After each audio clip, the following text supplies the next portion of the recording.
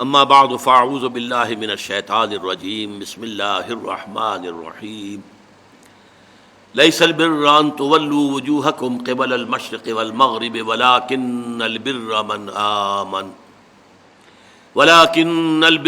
آمن باللہ والیوم الآخر والملائکۃ والکتاب والنبیین وآتى المال على حبه ذوي القربى واليتامى والمساكين وابن السبيل والسائلين وفي الرقاب وأقام الصلاة وآتى الزكاة والموفون بعهدهم إذا عاهدوا والصابرين في البأساء والضراء وحين البأس أولئك الذين صدقوا وأولئك هم المتقون صدق الله العظيم رب اشرح لي صدری ویسر لي امری واحلل عقدۃ من لسانی یفقہوا قولی۔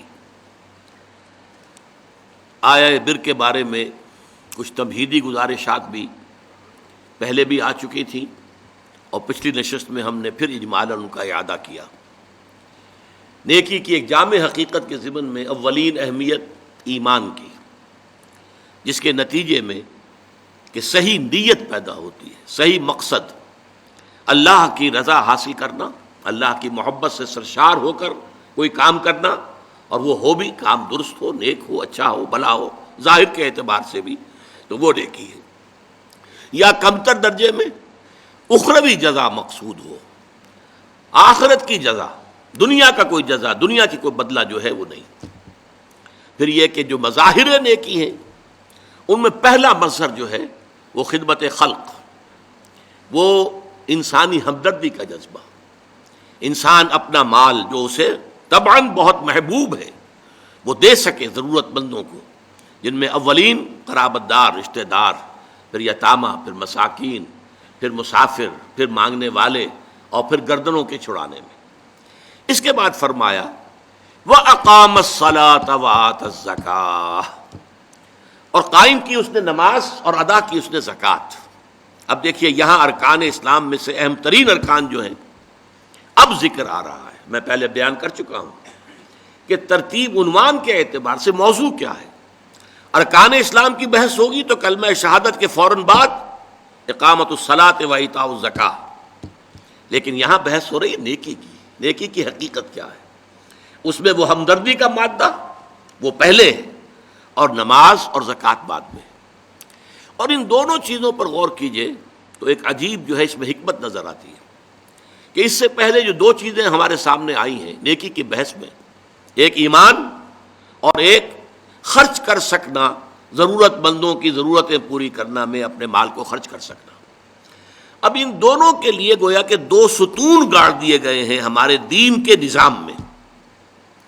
ایمان کو تازہ رکھنے کے لیے نماز ہے، دن میں 5 مرتبہ اپنے مصروفیات سے نکلو۔ صبح کی نیند بڑی سہانی ہوتی ہے، اسے توڑ کر اٹھو، اور اٹھو اللہ کے حضور میں حاضر ہو، کھڑے ہو جاؤ، وضو کرو، کھڑے ہو جاؤ، نماز پڑھو، اللہ سے اپنا عہد جو ہے تازہ کرو۔ ایاک نعبد و ایاک نستعین، اللہ تعالیٰ کے ساتھ اپنے اس عہد کو دوبارہ استوار کرو، تازہ کرو۔ بڑا پیارا شعر ہے حفیظ جالندری کا کہ سرکشی نے کر دیے دھندلے نقوش بندگی، آؤ سجدے میں گریں لوح جبیں تازہ کریں۔ لوح کہتے ہیں تختی کو، جیسے تختی ہوتی تھی ہم لکھتے تھے، پھر تازہ کرتے تھے اسے، اس کے اوپر پھر دوبارہ گاچنی سے اس کو دوبارہ جو ہے تاکہ اس پر لکھا جا سکے۔ تو یہ لوح جبیں جو ہے یہ ہماری، اسے رکھو زمین پر تاکہ اس میں بندگی کا جو نقش ہے وہ تازہ ہو جائے۔ اس لیے کہ ہماری سرکشی جو نفس کی سرکشی ہے، ان النفس لامارۃ بالسوء، اس نے ہماری یہ بندگی کے جو آثار ہیں، جو نقوش ہیں، انہیں کمزور کر دیا، دھندلا دیا ہے۔ تو نماز ایک ستون ہے، اور یہ جان لیجئے کہ اسلامی معاشرے کے اندر اس کی تنظیم، اس کی آرگنائزیشن کے لیے یہ یوں سمجھیے رکن رکین ہے، یہ عمود ہے، یہ سب سے بڑا جو ہے بنیاد ہے۔ اب آپ کو معلوم ہے کہ اسلامی معاشرے میں ایک فرد ہے مسلمان، اس کی زندگی بھی اگر وہ نمازی ہے اور نماز کا حق ادا کرتا ہے، اس کی زندگی گویا کہ نماز کے گرد گھومتی ہے۔ اس کا سارا نظام الاوقات جو ہے نماز کے حوالے سے طے ہوگا۔ فلاں کام کرنا، اچھا بھائی عصر کی نماز کے بعد۔ وہ کوئی ایسی اپائنٹمنٹ نہیں کر سکتا کہ جس میں عصر کی جماعت جو ہے اس کا معاملہ جو ہے وہ خطرے میں پڑ جائے، مغرب کے بعد اس کا سارا معاملہ چلے گا، اس کا روٹین جو ہے اسی کے گرد گھومے گا. یہ گویا کہ کھونٹا ہے جس کے گرد اس کے معمولات زندگی جو ہے، اس کی چکی جو ہے وہ چل رہی ہے. اسی طریقے سے معاشرہ، اب 5 مرتبہ دن میں مسلمان مسجد میں جمع ہو رہے ہیں، ایک امام کے پیچھے کھڑے ہیں، اور ایک دفعہ ہفتے میں جو ہے بڑی آبادی کے لوگ جو ہیں مسجد جامع میں جمع ہو گئے ہیں. یہ اسلامی معاشرے کی ایک تنظیم ہے.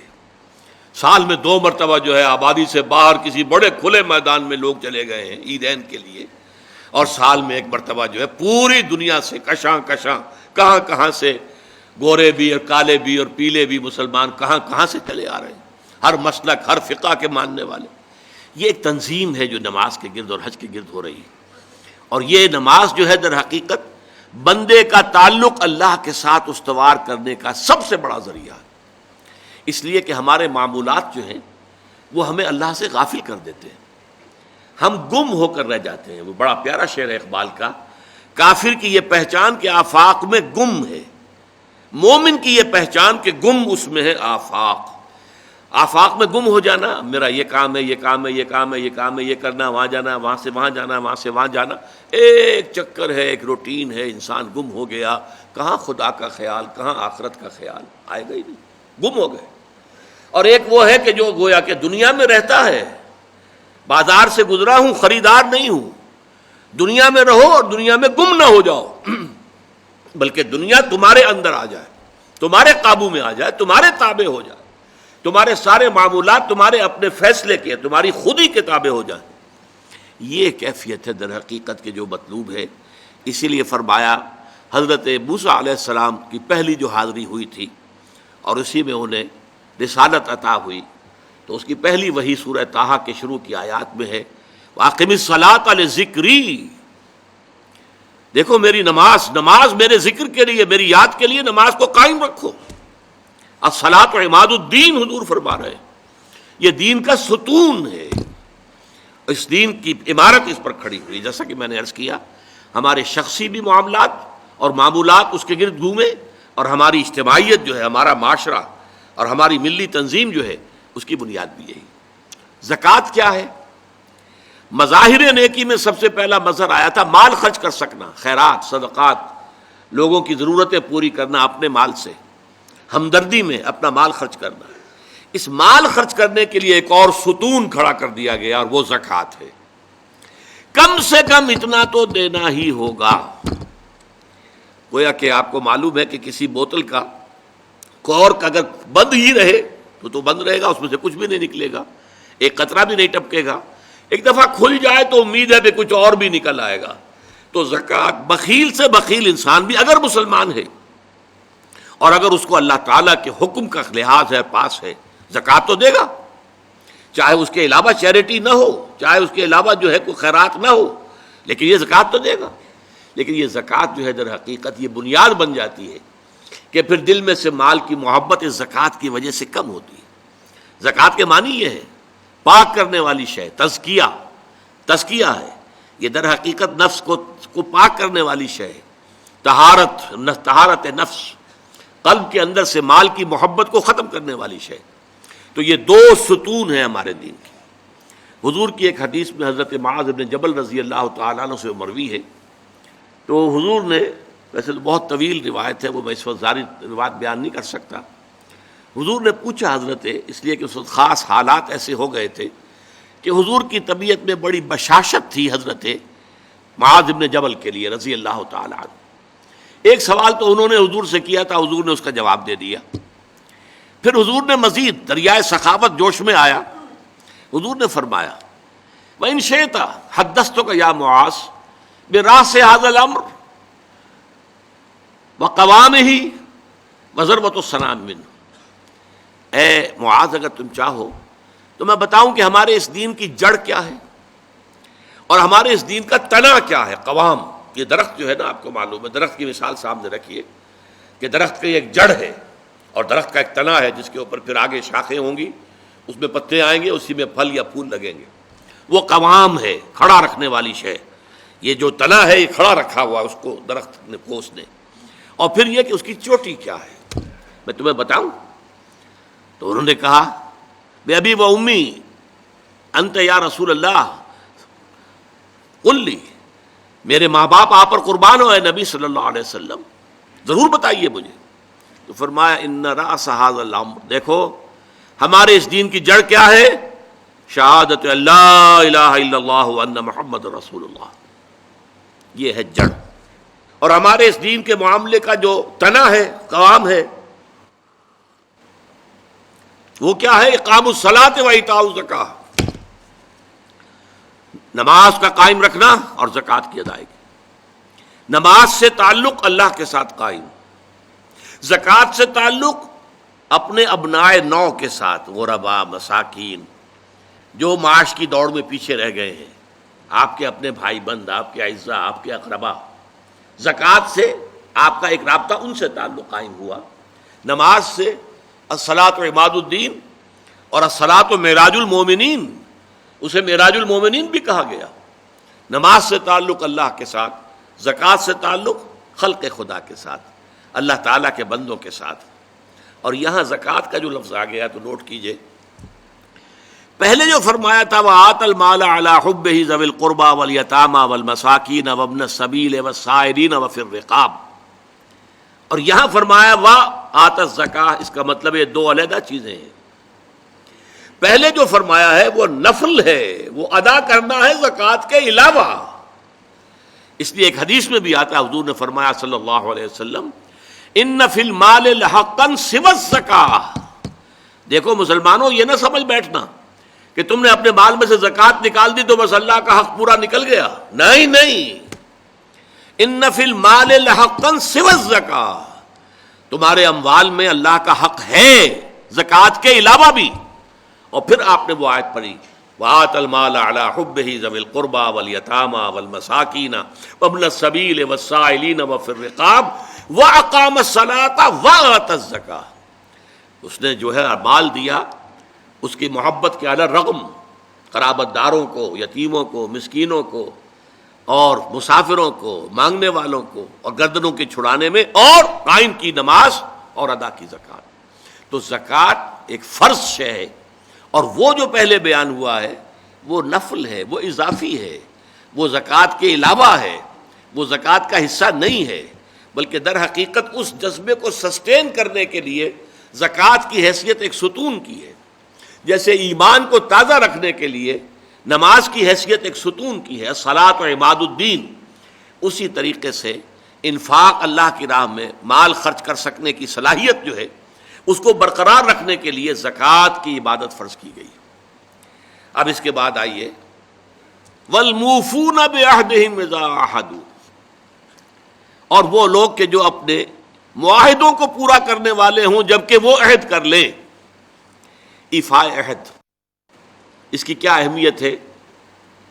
ایک حدیث حضور کے جو خادم خاص تھے حضرت انس بن مالک رضی اللہ تعالی عنہ، تقریباً 9 برس تک مدنی زندگی جو ہے اس میں وہ حضور کے ذاتی خادم کی حیثیت سے رہے، اور ان کا کہنا یہ ہے کہ قلما خطبنا رسول اللہ صلی اللہ علیہ وسلم الا قال لا ایمان لمن لا امانۃ له ولا دین لمن لا عہد له، کہتے ہیں شاذ ہی کبھی ایسا ہوا ہوگا کہ حضور نے ہمیں خطبہ ارشاد فرمایا ہو کسی بھی موقع پر، اور اس میں یہ الفاظ مبارکہ آپ نے نہ فرمائے ہوں کہ اس شخص کا کوئی ایمان نہیں جس میں امانت داری کا وصف نہیں، اور اس شخص کا کوئی دین نہیں جس میں ایفاء عہد نہیں۔ کیوں؟ دین بھی نام ہے اللہ سے اپنے ایک عہد کو پورا کرنے کا۔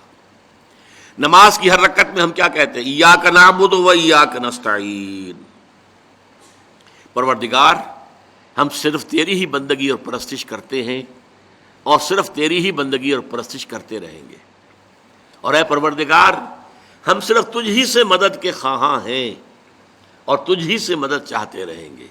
یہ عہد ہے، بہت بڑا عہد ہے، بہت بڑا عہد ہے۔ اس عہد کو پورا کرنا ہی دین ہے، اللہ کی بندگی، اللہ کے احکام کی اطاعت، اللہ نے جن چیزوں کو حرام کیا ان سے اجتناب کرتے رہنا، اللہ کے فرائض کی ادائیگی، اللہ کے لیے تن من دھن لگا دینا، ایاک نعبد و ایاک نستعین۔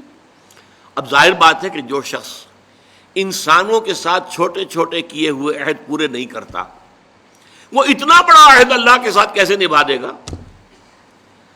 جو 2 پیسے کے اندر امانت کا ثبوت نہیں دے سکتا، اس میں بھی خیانت کر گزرتا ہے، وہ 2 کروڑ میں کیسے امین ثابت ہوگا؟ لہذا لا دین لمن لا عہد لہ، لا ایمان لمن لا امانت لہ ولا دین لمن لا عہد لہ۔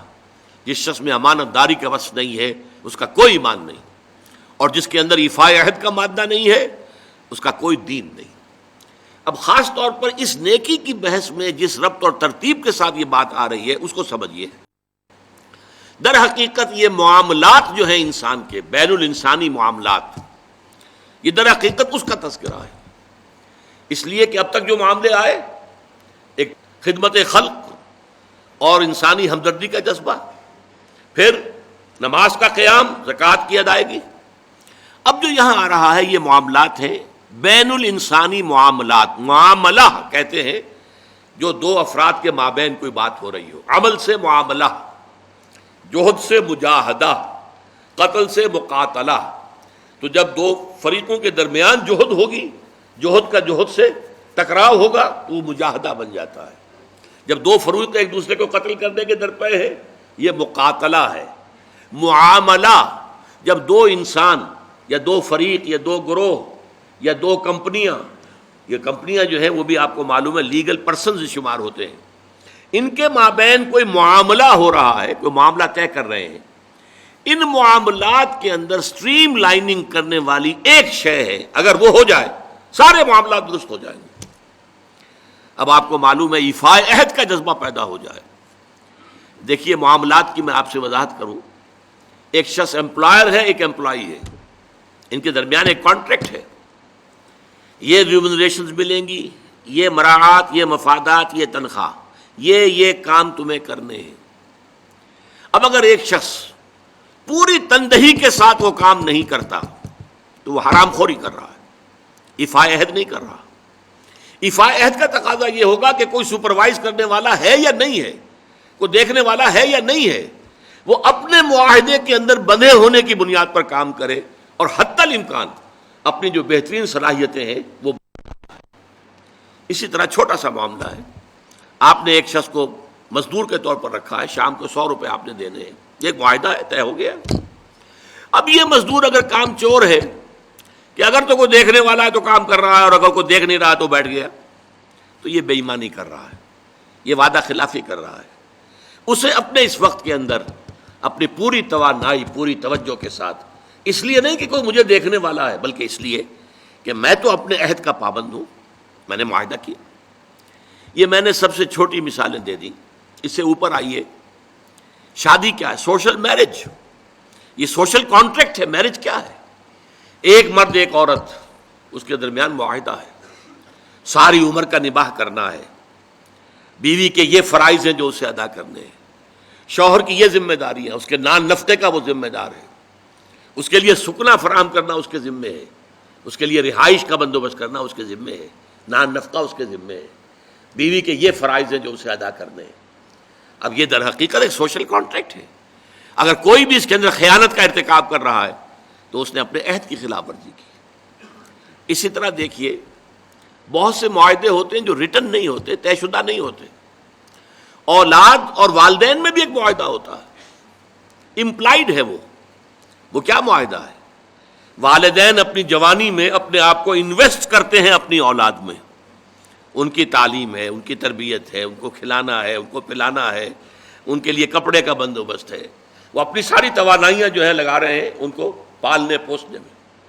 اور اس کے اندر امپلائڈ کانٹریکٹ ہے کہ جب یہ بوڑھے ہو جائیں گے اور وہ جوان ہو جائیں گے تو اب ان کو لک آفٹر کریں گے، ان کی خدمت کریں گے، ان کی سیوا کریں گے، ان کے ساتھ حسن سلوک کے ساتھ پیش آئیں گے۔ یہ کانٹریکٹ ہے، چاہے یہ لکھا ہوا نہ ہو، امپلائڈ کانٹریکٹ ہے۔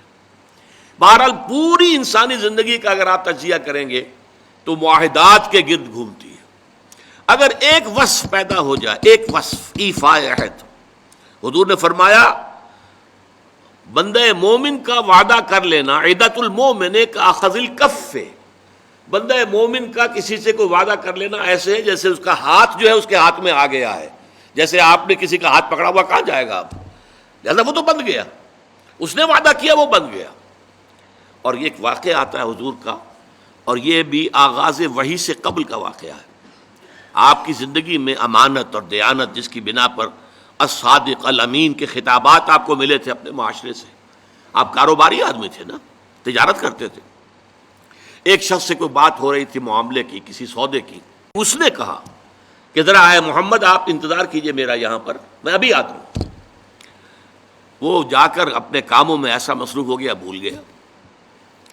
حدیث میں ثلاثہ کا لفظ آیا، 3 کے بعد یاد آیا اسے، اور عام شارحین کا یہ کہنا ہے 3 دن کے بعد۔ وہ بھولا رہا، اچانک یاد آیا، میں نے تو وعدہ کیا تھا محمد سے صلی اللہ علیہ وسلم کہ آپ یہاں میرا ذرا انتظار کیجئے، میں ابھی آتا ہوں۔ وہ اسی طریقے سے گھبرایا ہوا گیا تو حضور وہیں تشریف فرما تھے۔ 3 دن اس نے معذرت پیش کی، کہا میں بھول گیا۔ تو حضور نے فرمایا میں تو اپنے عہد کا بندھا ہوا تھا، میں نے تم سے وعدہ کیا تھا کہ میں یہاں تمہارا انتظار کروں گا، میں کر رہا ہوں۔ تو یہ ہے اصل میں، اور جیسا کہ قرآن مجید میں اسی سورہ بنی اسرائیل میں آیا ہے، ان العہد کان مسئولا، یہ عہد جو ہے اس کی تو اللہ تعالیٰ کیا مسئولیت ہے، جواب دہی ہوگی، پوچھ گچھ ہوگی۔ تو یہ ہے معاملات انسانی میں نیکی کا وہ جذبہ جو ہے، وہ خاص طور پر جو ظاہر ہوگا وہ ایفاء عہد کے حوالے سے تمام معاملات، بین الانسانی تعلقات اور تمام معاملات کے اندر سٹریم لائننگ کر دے گا۔ اب آئیے آخری بات آ رہی ہے، وَالصَّابِرِينَ فِي الْبَأْسَاءِ وَالضَّرَّاءِ، یہاں صابرون نہیں کہا، موفون نہیں۔ اس کا کیا مطلب ہے؟ یہاں پر در حقیقت کچھ الفاظ محذوف ہیں، وَأَخُصُّ بِذِكْرِ الصَّابِرِينَ، اور خاص طور پر میں ذکر کرنا چاہتا ہوں صبر کرنے والوں کا۔ یہ جو نیکی کی بحث ہے اس میں نوٹ کر لیجئے، ایک ہے نیکی بدھ مت کے بھکشوؤں کی نیکی، عیسائی راہبوں کی نیکی، ہندوؤں کے سنیاسی اور تپسیاؤں کی نیکی۔ وہ نیکی کیا ہے؟ کاروبار دنیاوی کو چھوڑو، معاشرے کے جو مین کرنٹ ہے اس سے نکل کر کہیں پہاڑوں میں، گفاؤں میں، کہیں موناسٹریز میں کہیں جاؤ، بیٹھ جاؤ۔ اسلام کی نیکی یہ نہیں ہے، کیونکہ اس صورت میں تو گویا کہ نیکی معاشرے سے خارج ہو گئی، بدی کو اور کھل کھیلنے کا موقع مل گیا، کوئی مقابلے میں رہا ہی نہیں۔ یہ گویا کہ بدی کے لیے میدان کو خالی چھوڑ دینا ہے۔ اسلام جس نیکی کی تبلیغ کرتا ہے وہ در حقیقت بدی کے خلاف سفارہ ہونے والی نیکی ہے۔ بدی کی آنکھوں میں آنکھیں ڈال کر چیلنج کرے، اس سے پنجہ آزمائی کرے، بدی کو روکے، بدی کو ختم کرے، بدی کا استحصال کرے، اور اس بدی کے استحصال کرنے میں جو تکلیف آئے وہ جھیلے۔ جو سورہ لقمان کی آیت میں نے پہلے بھی آپ کو سنائی تھی، یا بنی اقم الصلاۃ وامر بالمعروف وانہی عن المنکر واصبر علی ما اصابک، اے میرے بچے نماز قائم کر، نیکی کا حکم دے، بدی سے روک، اور پھر جو تجھ پر بیتے اس کو جھیل اور برداشت کر، پھر ثابت قدمی کا ثبوت دے، قدم کوئی پیچھے نہ ہٹ جائے۔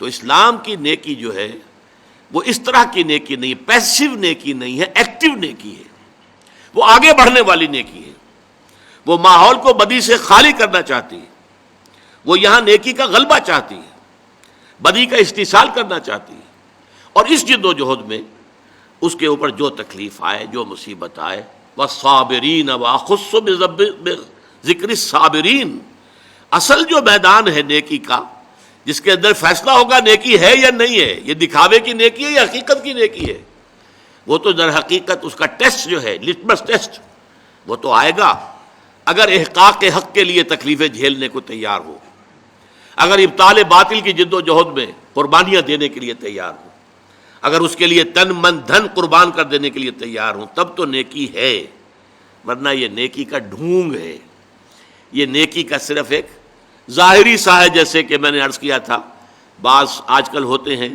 ایسے ہیٹرز کہ نیچے جو ہے نظر آتا ہے انگارے دہکتے ہوئے، حالانکہ وہ بالکل کچھ بھی نہیں، ان میں آگ ہے ہی نہیں، انگارے ہے ہی نہیں، نظر آ رہے ہیں انگارے۔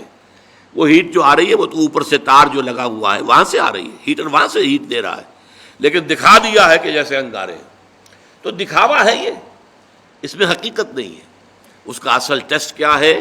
وَالصَّابِرِينَ فِي الْبَأْسَاءِ وَالضَّرَّاءِ وَحِينَ الْبَأْسِ، اور وہ جو خاص طور پر صبر کرنے والے ہیں۔ بادشاہ جب جمع میں آتا ہے تو یہ فقر و فاقہ، بھوک کی سختی، جیسے کہ سورہ بقرہ ہی میں چند رکوع پہلے ہی وہ آیت آ چکی ہے، وَلَنَبْلُوَنَّكُم بِشَيْءٍ مِّنَ الْخَوْفِ وَالْجُوعِ وَنَقْصٍ مِّنَ الْأَمْوَالِ وَالْأَنفُسِ وَالثَّمَرَاتِ وَبَشِّرِ الصَّابِرِينَ۔ اور ہم اے ایمان کے دعوے دارو تمہیں لازماً آزمائیں گے، خوف سے بھی اور بھوک سے اور مال اور جانی نقصان سے، اور اے نبی بشارت دے دیجئے صبر کرنے والوں۔ تو یہ تو ہے بھوک، فقر و فاقہ۔ آپ کو معلوم ہے، میں نے پہلے ذکر بھی کیا تھا، جیش اسرا کے اندر غزوہ تبوک کے دوران کس قدر شدید بھوک کی کیفیت تھی مسلمانوں پر۔ ایسے بھی مواقع آئے ہیں کہ تین مسلمانوں کے لیے 24 گھنٹے کا راشن ایک کھجور ایک صحابی نے، ایک مسلمان نے منہ میں رکھ کے تھوڑی دیر چوس لی، پھر دوسرے کو دے دی، پھر دوسرے نے چوس لی، کچھ گلوکوز پہلے کو مل گیا، کچھ دوسرے کو مل گیا، پھر تیسرے کو مل گئی۔ یہ بھی آیا۔ اب جھیلنا، اسے برداشت کرنا۔ اسی طریقے سے غزوہ خندق کے موقع پر جو آیا، اس لیے کہ شدید ترین سردی کا موسم تھا اور یہاں اب کچھ نہیں تھا، چاروں طرف سے گھیراؤ ہے، کوئی باہر سے رسد آ ہی نہیں سکتی، قحط کی کیفیت ہے، اور یہاں پر جو ہے فاقے آ رہے ہیں، اور اس فاقے کی حالت میں حکم ہوا ہے کہ خندق کھودو۔ اور مدینے کی زمین جو ہے پتھریلی زمین ہے، ٹھیک ہے وہاں پہ ریت بھی ہے، لیکن خندق کھودنے کے لیے تو ریت سے نیچے جانا پڑے گا نا، پتھروں کے اوپر۔ چنانچہ ایک واقعہ آتا ہے کہ ایک بڑی چٹان آ گئی، تو جس چٹان کو بہت سے مسلمانوں نے کوشش کی اپنے اس تیشوں کے پھاوڑوں کے ذریعے سے توڑنے کی، نہیں توڑ سکے، پھر حضور نے ضرب لگائی ہے تو وہ ٹوٹی۔ تو وہ چٹانیں جو ہیں ان کو توڑ رہے ہیں، اور ہے فاقے سے۔ تو لوگوں نے اپنے پیٹوں کے اوپر پتھر باندھے ہوئے اپنی چادروں کے ساتھ کس لیے ہیں، تاکہ ایک تو وہ کہ ہنگر پینز نہ ہوں، وہ جو پیٹ کے اندر بروڑا اٹھتا ہے درد کی وجہ سے، اگر معدہ خالی ہے تو وہ تو احتجاج کرے گا، لیکن اس بوجھ تلے اس کو لے آئے پتھر تلے، تو وہ جو ہے اس میں وہ کیفیت پیدا نہیں ہوگی، کمر دوہری نہ ہو جائے۔ اور جب حضور سے شکوہ کیا کہ حضور دیکھیے اب ناقابل برداشت ہو رہا ہے معاملہ، دیکھیے کرتے اٹھا کے لوگوں نے دکھایا، ہم نے پتھر باندھے ہوئے، آپ نے اپنا کرتا مبارک اٹھا کر دکھایا، وہاں 2 پتھر بندھے ہوئے۔ یہ کیفیتیں ہیں کہ جن میں سے گزرے ہیں محمد الرسول اللہ والذین معہ، حضور بھی اور حضور کے ساتھی بھی۔ تو والصابرین فی البأساء والضراء، ضرر کہتے ہیں تکلیف، کوئی آپ کو جسمانی تکلیف پہنچ رہی ہے، کوئی زخم کے اندر ٹیسیں اٹھ رہی ہیں، یا جیسے کہ آپ کو معلوم ہے جیسے مکے میں صحابہ کرام کو ٹارچر کیا جا رہا تھا، شدید ترین ایذائیں دی جا رہی تھی، حضرت بلال کا معاملہ، حضرت خباب بن الارض کا معاملہ، دہکتے ہوئے انگاروں کے اوپر ننگی پیٹھ لٹا دیا گیا، لیٹ جاؤ، لیٹ گئے۔ اب آپ دیکھیے کھال ہے، آپ کا کیا خیال ہے کہ ان کی کھال سن تھی؟ انہیں جلن کا احساس نہیں ہو رہا تھا، لیکن جھیلا ہے، اسے برداشت کیا، کیونکہ حضور کا حکم ہے کہ کوئی جوابی کارروائی نہیں کرنی ہے، جو بھی یہ کرے ٹھیک ہے کرنے دو، تمہارے جسم کے ٹکڑے کر دے کرنے دو۔ اسی وجہ سے لیٹ گئے، اور جو ہے وہ کھال جلی ہے، پھر پیٹھ کی جو چربی ہے وہ پگھلی ہے، اس سے پھر وہ انگارے ٹھنڈے ہوئے ہیں، یہ کیفیت ہے، جھیلنا ہوتا۔ تو یہ جھیلنا جو ہے برداشت کرنا، تحمل، والصابرین فی البأساء والضراء وحین الباس، اور خاص طور پر باس کے وقت، باس جب واحد میں آتا ہے اس کے معنی جنگ ہے، یہ آخری امتحان ہوتا ہے، میدان جنگ میں آ جانا، جان ہتھیلی پر رکھ کر میدان میں آ جاؤ۔ ظاہر بات ہے جو جنگ میں گیا وہ گویا کہ اپنی جان کا رسک لے کر جا رہا ہے، یہ تو اگر کوئی خاص اللہ کا فضل ہے کہ لوٹ آیا تو یہ تو فضل ہے، یہ تو ایک طرح سے نئی زندگی ہے، ورنہ در حقیقت جنگ میں جانے والا اپنی جان کا رسک لے کر، اور وہاں پھر صبر کرنا، ڈٹے رہنا، وہاں پیٹھ نہ دکھانا۔ وَمَن يُوَلِّهِمُ الدُّبُرَ يَوْمَئِذٍ، تو اگر کسی شخص نے اپنی پیٹھ دکھا دی دشمن کو جنگ کے موقع پر، تو پھر اس کے لیے تو اللہ تعالیٰ کا عذاب ہے، وَمَأْوَاهُ جَهَنَّمُ وَبِئْسَ الْمَصِيرُ، اور اس کا برا ٹھکانہ ہے جہنم، جہنم ٹھکانہ ہے جو بہت بری جگہ ہے۔ تو تو جنگ کے موقع پر اب یہاں سوچئے کہ وہ جو میں نے کہا تھا کہ یہاں پہ سورۃ العصر کی تیسری چیز جو ہے وہ انڈرسٹوڈ ہے. سورۃ العصر میں ایمان کی بات آئی، ایمان یہاں آ گیا، 5 ایمانیات کا ذکر آ گیا. سورۃ العصر میں عمل صالح کا معاملہ آیا، یہاں پر اس کے مختلف شعبے، خدمت خلق، انسانی ہمدردی، عبادات، نماز اور زکوٰۃ، ایفاء عہد، تمام جو بین الانسانی معاملات ہیں، تعلقات ہیں، ان کی سٹریم لائننگ. اسی طریقے سے صبر، تو صبر کی 3 چیزیں یہاں آ گئی، والصابرین فی الباساء والضراء وحین الباس. لیکن یہاں پر وتواصوا بالحق کے ضمن میں اصطلاح لفظاً کوئی شے یہاں مذکور نہیں ہے. میں کہتا ہوں کہ وہ امپلائڈ ہے. کیوں؟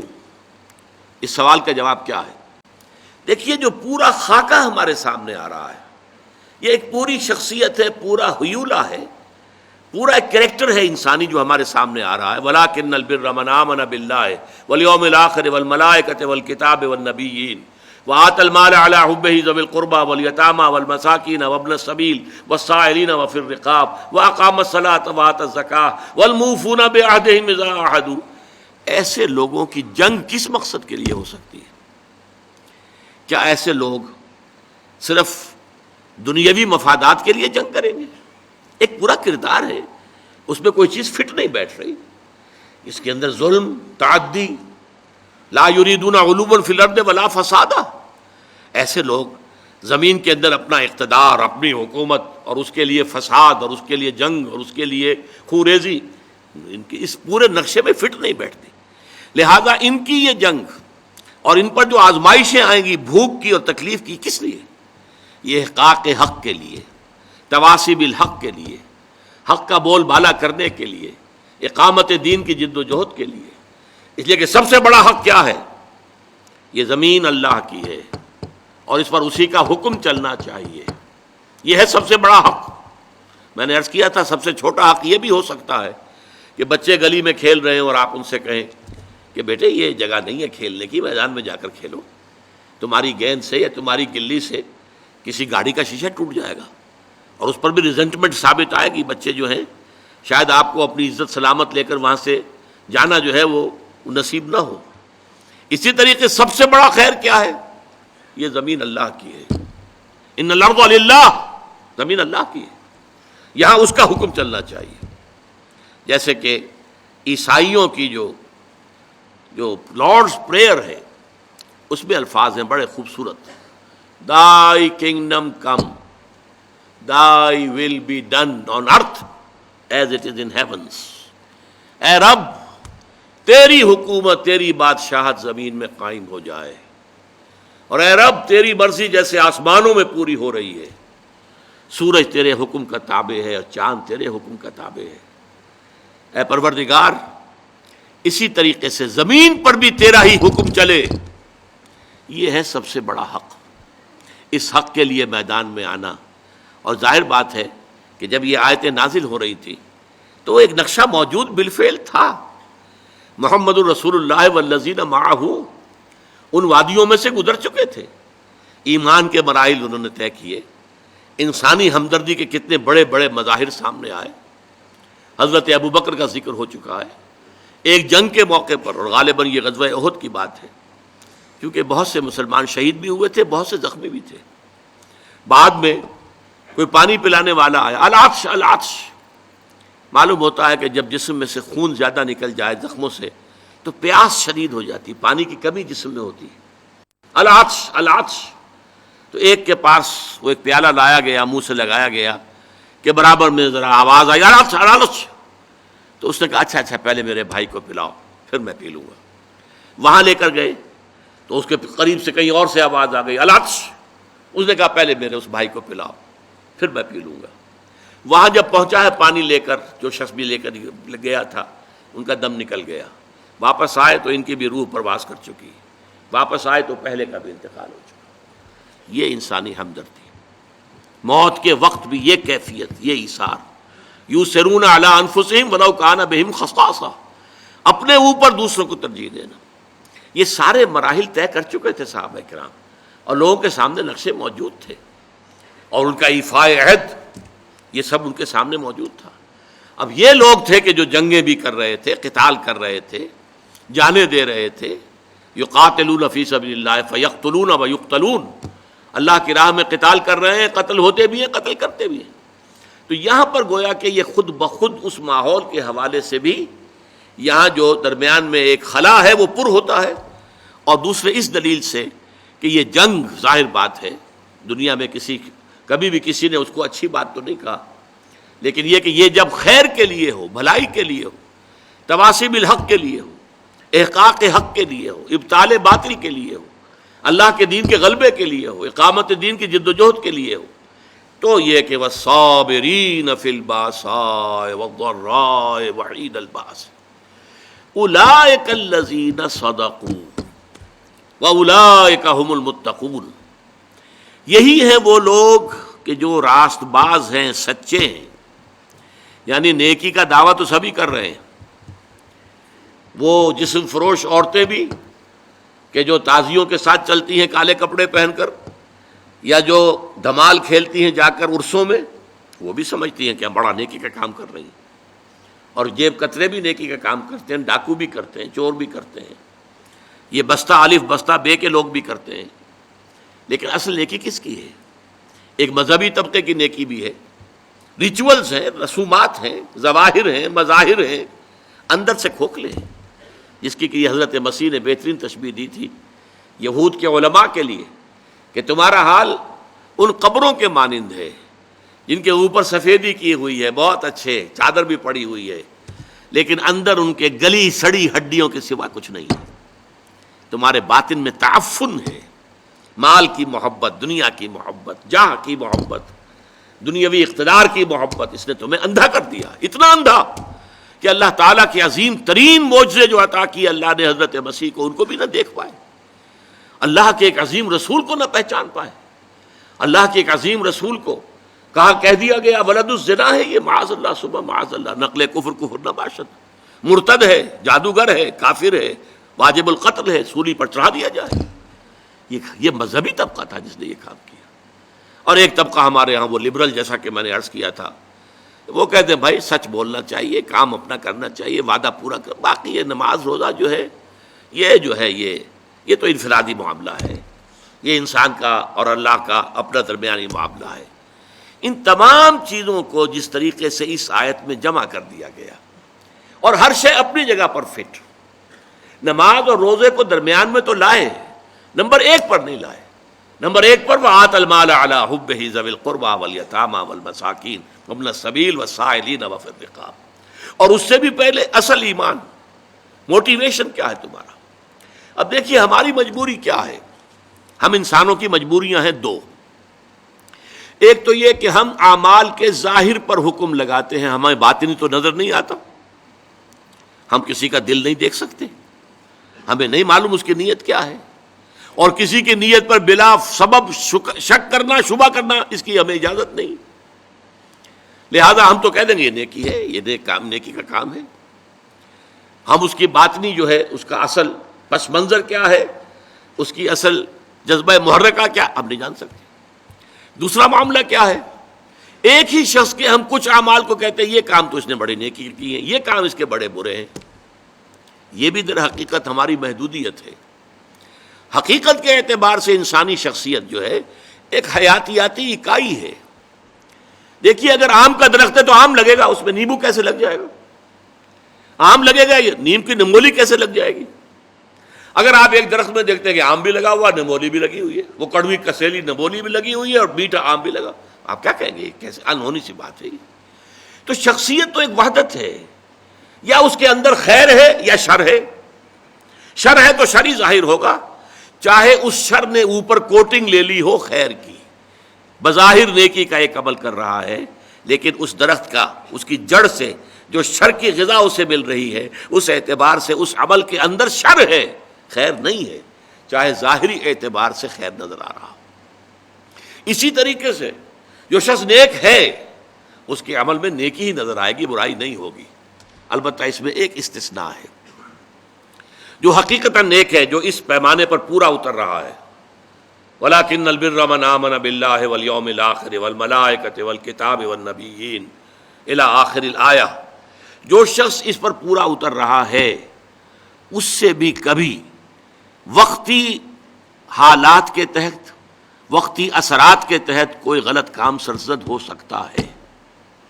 یہ نہ سمجھیے کہ اس سے کبھی بھی کوئی برائی جو ہے اس کا ظہور نہیں ہو سکتا، نہیں ہو سکتا ہے، لیکن فوراً توبہ کرے گا۔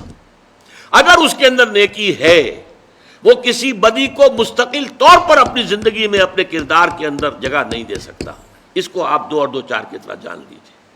وقتی آلات ہیں، وقتی اثرات پڑ گئے ہیں، یا جذبات کا کوئی طوفان امڈ آیا ہے وقتی طور پر، اور اس میں جو ہے آدمی سے کوئی غلط حرکت سرزد ہو گئی ہے، لیکن اگر نیک ہے اندر سے فی الواقع فوراً توبہ کرے گا۔ جیسے کہ سورہ نساء کی آیت مبارکہ انما التوبۃ علی اللہ للذین یعملون السوء بجہالۃ ثم یتوبون من قریب، اللہ تعالیٰ نے اپنے ذمے لازم کر لی ہے ایسے لوگوں کی توبہ قبول کرنا کہ جو غلطی سے یا حالات کے دباؤ میں، جہالت میں، نادانی میں کوئی غلط کام کر بیٹھتے ہیں لیکن فوراً توبہ کرتے ہیں۔ تو یہ فوری توبہ ہوئی، یہ نہیں ہوگا کہ بدی اور نیکی کا امتزاج مستقل طور پر ہو۔ یہ نہیں ہو سکتا کہ ایک طرف نماز، روزہ، یہ سارا کچھ بھی ہو رہا ہے، دوسری طرف سودی کاروبار مستقل طور پر اپنے دھندے میں شامل ہے۔ یہ نہیں، یہ اگر ہے تو اس کا مطلب یہ ہے کہ نیکی نہیں ہے۔ اصل میں یہ اندر اندھیرا ہی ہے، روشنی نہیں ہے، اندر تاریکی ہے، اندر کوئی نور نہیں ہے۔ یہ صرف ظاہر کے کچھ اوپر جو ہے لبادے اوڑھ لیے گئے ہیں، ان کی حقیقت کوئی نہیں۔ آخری بات اس آیت کی وَأُولَٰئِكَ هُمُ الْمُتَّقُونَ، یہ سمجھیے بونس ہے اس آیت کا کہ تم نے نیکی کی اصل حقیقت کو اگر سمجھ لیا تو ساتھ ہی یہ نوٹ کر لو یہی لوگ متقی ہیں۔ تمہارا تقویٰ کا تصور بھی کچھ اور ہی ہے۔ ایک ظاہری وضع قطع ہے، شکل و صورت ایک طرح کی بنا لی ہے، لباس ایک طرح کا پہن لیا ہے، تو آپ سمجھتے ہیں بڑا متقی انسان ہے۔ یہ ظاہر کے ساتھ، ظواہر کے ساتھ، وہی ہماری مجبوری، ہم دل کے اندر جھانک کر نہیں دیکھ سکتے، لیکن حقیقت میں متقی وہ ہوگا جو اس پورے نقشے پر پورا اتر رہا ہو، جس کی پوری شخصیت جو ہے اس کے اندر یہ رنگ بھرا ہوا ہو، وہ ہے متقی۔ جیسے کہ حضور نے ایک مرتبہ 3 دفعہ اپنے قلب مبارک کی طرف، سینہ مبارک کی طرف اپنے دست مبارک سے اشارہ کیا، التقویٰ ہا ہونا، التقویٰ ہا ہونا، التقویٰ ہا ہونا، تقویٰ یہاں ہوتا ہے، تقویٰ یہاں ہوتا ہے، تقویٰ یہاں ہوتا ہے۔ تقویٰ دل میں ہوتا ہے، دل میں ایمان ہوتا ہے۔ ایمان اور تقویٰ یہ گویا کہ ہم معنی اور مترادف باتیں ہو گئی۔ اگر اللہ پر ایمان ہے تو اللہ کی معصیت سے بچنے کی کوشش کریں گے کہ نہیں؟ اللہ کو راضی کرنے کی کوشش کریں گے کہ نہیں؟ لہذا اصل تقویٰ یہاں ہے، اور جب یہ اندر ہے تو پھر پورے وجود کو یہ ایک خاص رنگ میں رنگ دے گا، اور وہ پوری شخصیت انسان کی اس آیہ بر میں ہمارے سامنے آ گئی۔ بارک اللہ لی ولکم فی القرآن العظیم ونفعنی وإیاکم بالآیات والذکر الحکیم۔